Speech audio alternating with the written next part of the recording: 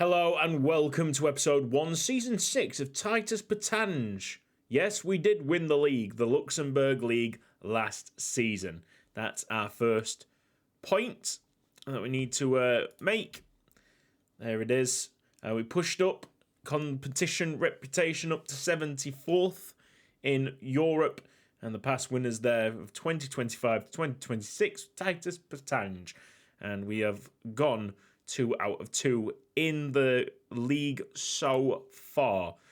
Alright, but it's not the league that we have to concentrate on this episode, okay? Because in the Champions League, we've got a playoff game to come to get into the group stage. We have been pretty phenomenal through the qualification. End of last season, we got news that we sold 76 shirts. It's not 1,000, that's just 76 shirts. We also improved the youth facilities and training facilities at a total cost of £2.75 million. Okay, let's go to the finances. You see that our balance is very low at the moment at 189,000, and that is because we've improved the facilities and also spent money on players. Yeah. What a surprise. A few players coming in eventually, but for now, let's have a look at the transfer history. And let's just check right at the bottom of last season what had happened. Joselito went to Santos. I think that's new. That might be new. It's very, very close to being news that I think you don't know. Okay, so Mateus Valente went on loan end of last season. Giovanni went to Fola Edge for £28,000. Joselito was sold to Santos for £60,000, and Bria went out on loan. On this end, we had some early signings coming in. Paulo Andre, don't really know or remember where we got this guy. 40k coming in from Brazil, not the greatest of signings. Carlos Cesar is a better signing at 4.5 star potential. A left back that doesn't really play like a left back. He's more a left winger. So if he can become a left winger, that would be awesome. Berber was a disappointment, to be honest. £500,000 coming in from Saarbrücken, and not maximum potential. But we did get a maximum potential centre-back, which is really good, and we'll talk about that in a sec. Christian Dakovic came in, was maximum potential straight away. I was like, ooh, this could be an interesting player. Now he's dropped to 4 stars straight away. Probably the best of the first bunch that came in, Nicholas Gualandi, a left winger. Come right winger, he's more right winger, he's right footed, he'll be training as a right winger with maximum potential. And finally, Pape Dai, who's a centre back, 4.5 stars. You can see the transfer figures here. It's pretty significant outlay, to be honest. Andre was 40, Cesar was 43, Berber was £500,000, Datkovic was 50k. Golandi was 125k and probably worth it. The most worth it of the lot, and Dai's 79k. So we go to this season. I'll just sort this out by sales, should I say. A couple of frees and loans. Let's go for the loans first. Gutierrez gone to Perez Zeledon. And then Miroslav Gelo gone to Opatia. It's very, very difficult. I don't know how to say that team's name. Boris Baric and Christian Dakovic, both Croatian players, going back to Croatia to play for Dugopolia. Hostrup's gone to Esbjerg. And actually growing quite nicely. It's weird that this guy's only 3.5 star potential. You'd expect him to be a bit more. And now Jeunesse de Esch have taken Yaya, the other goalkeeper, out on loan for this season. Lino who's gone to Dudelange, and Prevanovic, they've both gone on frees, and then Sales, Lucas Antonio goes to Jeunesse de Esch. Andreas Ruiz, left back, he's gone to Gymnasia for 10k. The centre back, Dejan Nejelkovic, he has moved to Red Star. And Liercio, the wonderful Liercio, has gone back to Brazil for this particular team. ATG. 89k, that could be rising to 140. Don't worry, I'm not selling off 5-star potential players. He was changed. He was, fluctuating around, and he's just not a 5-star player. And if he is, it's my bad. Whatever. It's all right. I'm relaxed now. I'm relaxed. We've actually signed up some fucking amazing players. Bjorn Hack, can't believe we got 100k for this player, and we've recouped. We've started recovering for the crazy amount that we signed him for, 500,000. So yeah, fifth of the price, but it's way better than nothing. And Kaya has gone for £200,000 to Alanyaspor. His potential did drop. Is that his ceiling? I don't know. He's obviously our best centre-back, but the sale of him brings in players with higher potential. 2 players, in fact. This is Stefan Blair, who is a Croatian centre-back, 6 foot, 5-star potential. And we've also got Victor Pedersen on a free, 5-star potential. There you go. I wanted 2 centre-backs with 5-star potential, and I got it. Almost the full house of Danish players of full potential, but Kasper Lang didn't reach there, 4.5. But all on a free, so that they're not that bad at all. Alper Yildiz looks like a great find. Forward on a free. Josh Hewitt coming in from Woking. And he's going to be playing left back this year. And just a disappointing one in Nabil Medor, who should have been maximum potential, to be honest. I've given him 2k wages, so it's a lot of money to be splashing out on someone that wasn't fully potentialized. What a fucking word. What a name. Looking forward to the signing of Lazar Belic, but he will not be coming into the team until right at the end of next year. So until then, we have got, sort out by position, we've got Aberdeen coming back into the first team. He was in the under-23s for a little while. We've also got Philip Lely coming in, because obviously Liercio's out as well. That alongside Joachim, and then we got Mustafa Tunka that can also play up front, even though it's not his best position. It's a good side. It's the best side that we've had so far, and really we can show that by the fact that we have got to the Champions League, Champions Path playoff. But it's going to be difficult, isn't it? Slavia Prague standing our way, and they do have better players. However, it's not a full team. Both their centre-backs are greyed out, which usually gives an advantage to us. Usually. It's touch and go. Let's just flick through these players. Bayer was amazing in the second and third round of the Champions League playoffs. I do apologise. I just got a message on Discord and it kind of threw me off a little bit. But yeah, Bayer was amazing. And hopefully we get another incredible Bayer performance. Seen a quick rise in Inigo's current ability. He is a perfectionist after all. He's definitely our first team goalkeeper. After all that he's been through, a lot of competition. I think we've gone through the entire team. Let's keep on flicking around. So that's where everybody is. I'm surprised that Aberdeen is not like maximum potential because like his wheel looks good.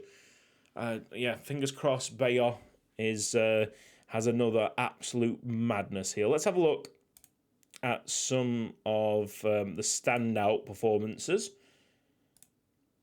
See Bayer scoring in the home match against Ludogorets that gave us a really good platform for the second leg. Then we've got Sheriff Tiraspol lost away from home, and it's one of them ones. I brought in Blair. It's going to be very, very confusing. Blair and Bayer. Anyway, this is what you get with throwing in a new centre back. We saw it with another defender at Rupel Boom. I think his name was Frogner, where his first season he caused an absolute nightmare of a goal to happen, and we got knocked out of the Champions League, I think in like the quarters or semis. And it was pretty heart-wrenching to see this kid that was on like 19 have to go through that. And I thought it was going to be the same with Blair. However, we turned it around, and this is our best performance of the qualifying so far. So we go into these matches with the tail up. Bayer scored twice, and then the other person that we have to talk about, Alpa Yildiz, has come in as the free agent from a pre-contracted player from the Denmark Football League, and absolutely smash it. Look at Bayer just storming through from the midfield, no one picking him up. Eventually he did get picked up, but then Alpa Yildiz, look at this kid.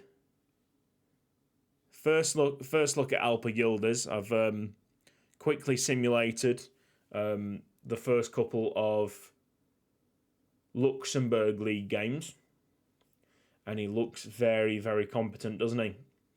They did get one back, and it was another mistake by Blair. He lost possession of the ball and probably didn't even win that header at the back post, but it was too late for Sheriff to really get back into the game. Which leads us to here. In the league, 3-0, 3-0. Nice and controlled. Whew. Oh, by the way, shout outs. Hang on, let's go back to the schedule. Shout outs to North Macedonian side Shkupi. Shkupi. Winners of the North Macedonian League, obviously.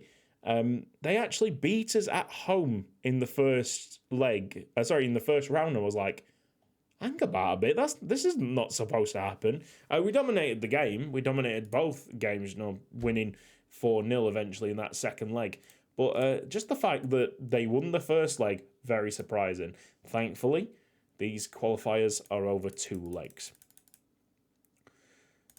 So we have a little bit of a disadvantage. We've got the home game first. I still think that that's a bit of a disadvantage, even though away rules do not apply. Just make sure that we've got everything I've said about the facilities and the shirt sold, gone through everything. Gone through everything. So it is time to have a check on this. And I don't really know why Hewitt is getting the nod as the attacking left mid. Giardino is injured, still injured for this match. He's going to be returning to full training in 6 days, so he should be back for the second leg. Don't want to risk him here.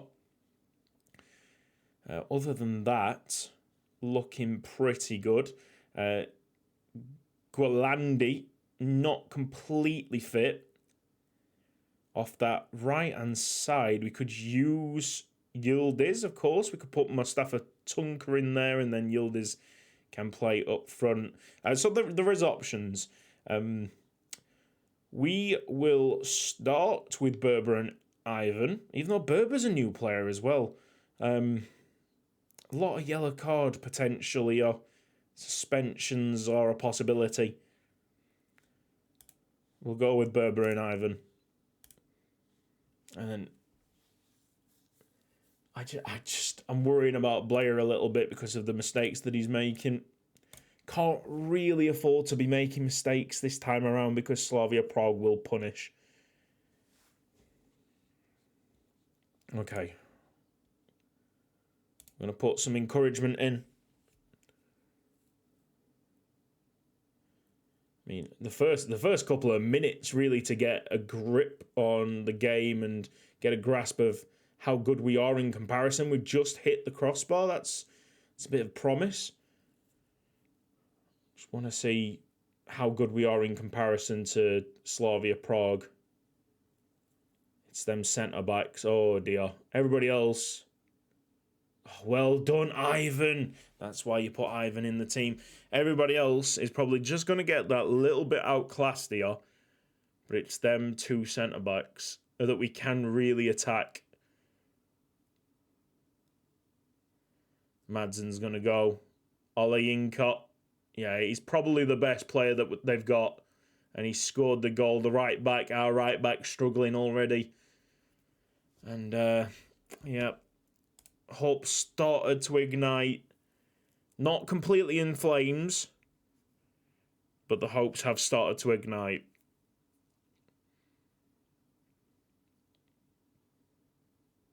The match stats are looking pretty ugly at the moment. And this is the home leg. Yeah. It was a really, really bad call. Really bad draw for us. Dundalk were also in this round.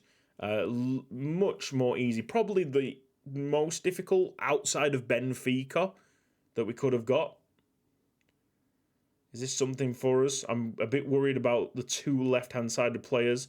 Bayer's also got a yellow card. Goodness me, there's a lot of yellow cards flying about. Nice passing, though. Not really going to get us anywhere, but nice passing. Surprised how little prize money there is in the qualifying stages, to be honest, of the Champions League. Come on, then. Come on, then. If we can play this across. Oh, Gualandi. Shame that we had to suffer the injury to our winger. Gualandi there again at the front post could have struck twice at the end of the first half. Have we been unlucky? I think we've been dominated, to be honest. A bit of damage limitation going on. Gualandi he's not ready for this kind of competition, I don't think. So Tunka's going to play on the right. We'll put Yildiz in, who is the same kind of ability as Gualandi, but obviously he's taken to the Champions League a little bit better. What else can we do? Ivan, I'm pretty sure, is suspended for the next match. Bayer might be suspended for the next match. I think Blair and Pedersen are probably the smartest calls, just to get them the experience. The two centre-backs with 5-star potential. But I know Blair's going to make a mistake. If I speak it, it might not come to existence. Garcia's looking a bit rough now. Rough around the edges. Oh, what a goal by Mateus Klitsch. Klitsch? It's a great goal, whatever his name is. That's 2-0 Slavia Prague. And now I can... You know what? I can bring the two centre-backs on now with no real worry or fuss. Just confirm that up.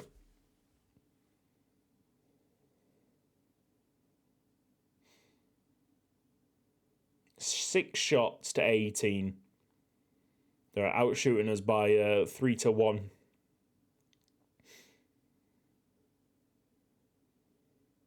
Don't want anyone getting sent off. Please don't get sent off. Yeah, I really did think we would have a bit of a chance because of the fact that they had the two empty slots as centre-backs. But no, really looking really weak. So is this where our new centre back makes the mistake? Of course it is.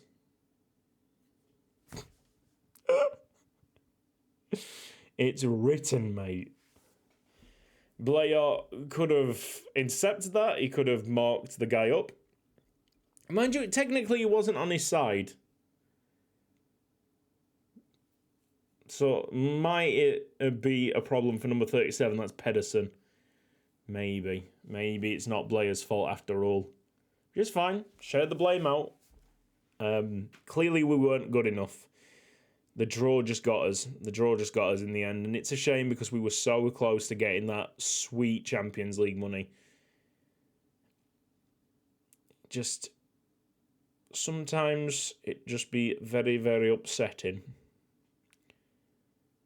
Full time. I just don't think we're going to get anything of a comeback, any sort of a comeback in the second leg. Carlos Cesar. It's a consolation for Mustafa Tunka. 3-1. I mean, with Giardino in. I don't know. I don't want to be wasting your time. I don't want to be wasting my own time. With Giardino in, we might be a better side. It was a good effort. But we were just not good enough. But, I mean, that's it. That's how close it is now.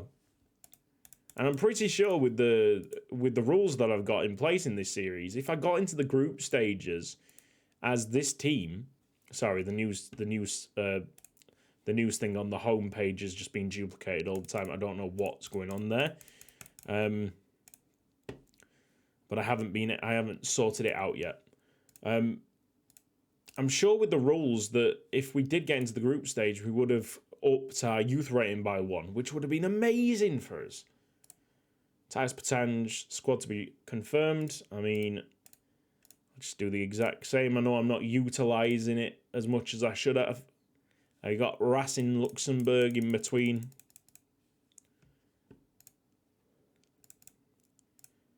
I think this does drop us into the group stage of the Europa League, though, which is, like, incredible. It's the furthest we've gone in European competitions. It's the highest we've gone in European competition. So it's still kind of record-breaking or record-setting for us. It's just not exactly where we want it to be. But that's going to have to be fine. So quickly simulating at home against Racing Luxembourg, and that is 6-0. Jeunesse d'Esch have not played. 6-0. Oh, Meda got sent off. Okay, I like the look of this. The fact that some of the players get rotation in the league, whilst most get like concentrating on the Champions League. Just to talk on Ludemir Costa Perez, not maximum potential anymore. So all the stuff that I was talking about, the fact that he was probably the one that was pushing the potential, that's not happening. Someone else is or was. Kaya might have been, but he has been sold. Maybe bad, maybe good. Sometimes maybe good, sometimes maybe shit. It's something else that I want to talk about. Thankfully, I've just reminded myself about it. I've not sorted out the staff, but I've definitely improved the staff. So 9 coaching staff at the moment. We'll just flick through. We've got a new head of youth development and then a few new coaches, averaging like 10, 11 on the most important attributes. And then we also have improved the scouting because the scouting did need improving. So our chief scout is at 14, 16. We've got 11, 10, 13, 13, 14, 14. He looks like a very nice scout, to be honest, right now. Stefano Benzi's 12-11, 16-14. He's a new signing for the scout team. And then we get to the under-23s manager, which I don't even think I put in. I think someone else in this club is just adding staff members down there, under-23s and under-18s. Okay, so with that all out the way, let's get to the second leg. We got Jeunesse d'Esch at home as well. That's a nice game to start off the league season with. decrease the transfer revenue retained. That's fine. I've already signed up everybody that I want to sign up. There was like a free agent Italian that looked tasty, but I just can't afford the wages. And it's a shame because hindsight is a great thing. Oh, we got Masoud Hassanpour. All right, who's a left-footed Iranian. Right, maybe I did this on Monday. Can't remember the name that well. Let's put him into the under-23s and change him to an attacking mid-left. For now.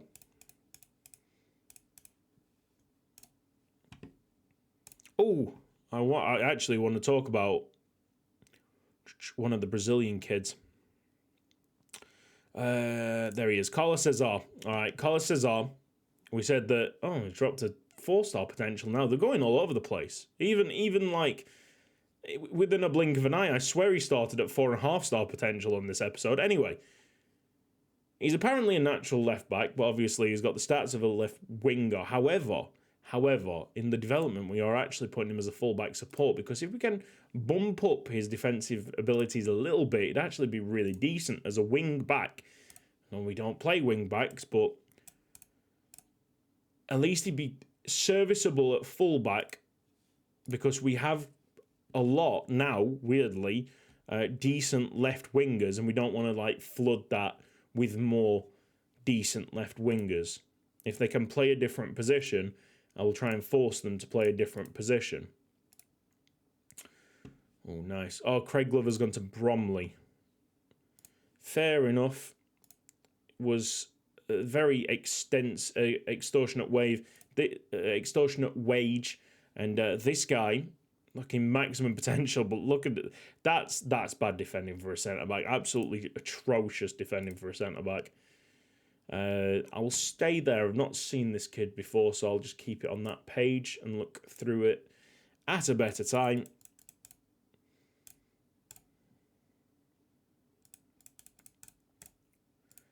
And let's see if we can just do a little bit better. Giardino needs to be playing. There's Tunka Yildiz. Where's Joachim's playing off the right? That's an interesting call. Let's not do that. Should we simulate the match? Be there through thick and thin. I like the fact that Blair and Pedersen are playing from the start this time. But that might be simply because the others are suspended. It's 3-1 from the first leg. I mean, if it does get a bit nasty, we can always simulate the rest of the match. With this wonderful button that they put into this skin. Can simulate midway through a match, which is handy. They're in the red and white, which makes it a bit difficult to kind of process what's going on. But Giardino down the left. Goes back to Blair. Here he is. Is it Beyblade? Oh, Mustafa. Tell you what, if that flies in top corner, Slavia Prague start thinking about things. But in fact, we give away a penalty. This is a case of being oh so close. Yeah. And we've given away a penalty, and if this goes in, I am definitely simulating the match. But we can have a look at the other teams that have made... well in! Oh, this has been agonising, this leg, hasn't it? Or this round. The other rounds of the Champions League have been like kind of uplifting and positive, but this is a big slap down. Yeah. I'll watch this since it's another key highlight coming on. Maybe we can see a goal. Go on, Yildiz. Go on, Yildiz. Surely that's onside. Surely that's onside.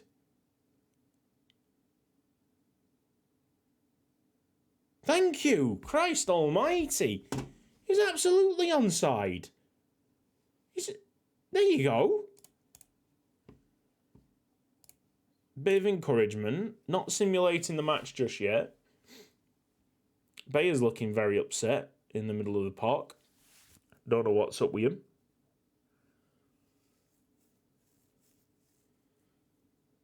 There's always next season, Bayer. There's like you're not that old.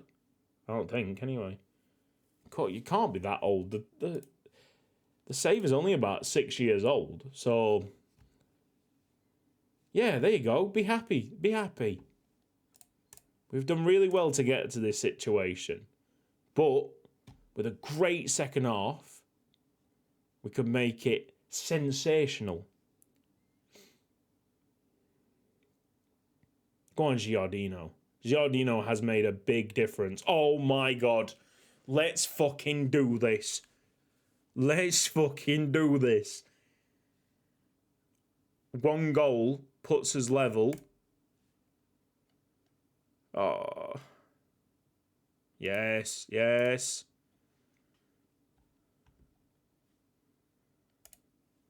Substitutes. There's a lot of people looking mighty tired. But they are also, like, really decent players for us. We'll have Josh Hewitt as left back. And that's it. Maybe Berber in that defensive role. Not that much of a drop-off. Obviously, a lot more energy. Giardino has to stay on. He has to stay on. He's made such a difference. It's a yellow card for Garcia. Another free kick, which just looked... Well, this is a very dangerous position. So the keeper trying to creep to that side. Probably had it covered.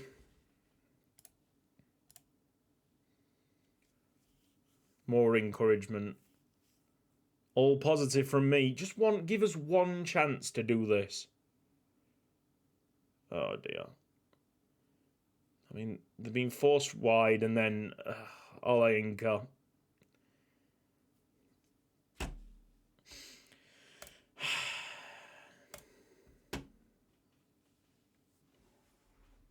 Good effort. Good effort. And full time 2-2.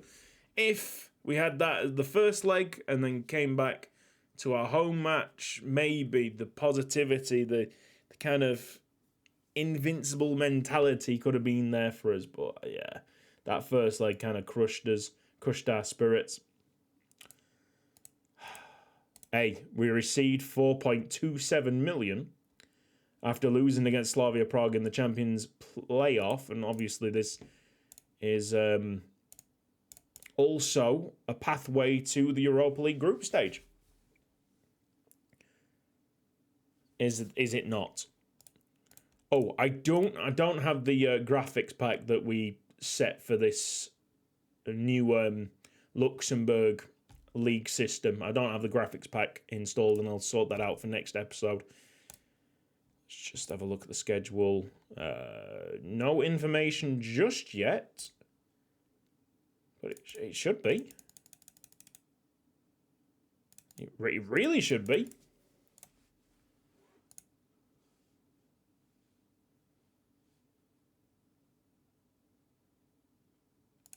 Aberdeen wants some first team football. A loan's pretty sensible for that.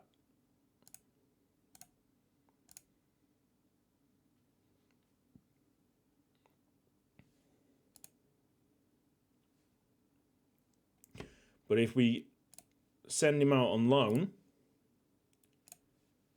we will have to find another player to back up the forward options that we have at this club. But he would only be. We've just had. Wow, that's big. Our scouting network's just got increased to world, by the way. That's incredible. He will get way more experience playing first team football for someone than sitting on the bench for us. So just sign up a shitter or bring someone up from the under 23s. Knock Motion is still around. And to be honest, looking at him as a 19-year-old, he's not bad. He's not bad. We could just bring him on 4th choice forward. Maybe in 5th choice forward. I don't know. Europa League group stages today. Let's just do a draw roll teams. And oh my God. Sheriff. We've got Sheriff in the group. We can beat Sheriff. Rangers. We probably can't beat Rangers. Tottenham. No fucking chance. But Tottenham are bottle jobs, so you never know. Yeah, I mean, the group stage of this competition was always going to be incredibly difficult, but I don't think we're going to finish 4th. That's the main thing. We might even spring a surprise on Rangers. Let's have a look at... I mean, he's not... No, we won't spring a surprise on Rangers. Okay, they are a little bit better than us, definitely. However, I think we're finishing 3rd. Don't think that actually drops us down to the Conference League. I don't think that's a case. But doesn't bother me. Doesn't bother me. So long as we're making forward progress, and that we are. Dundalk down here. So let's go and have a look at what was happening in the Champions League Champions Path playoff. And how unlucky did we actually get? Champions Path playoff. So it was Salzburg, Zagreb, Dundalk, Zenit, Young Boys, Rangers, Titus Pétange, Slavia Prague. So he's not really going to have much easier. Dundalk would have been probably easier. I mean, they lost 7-1 to Zenit. Zagreb might have been slightly easier than Prague, but we're talking like very, very slightly.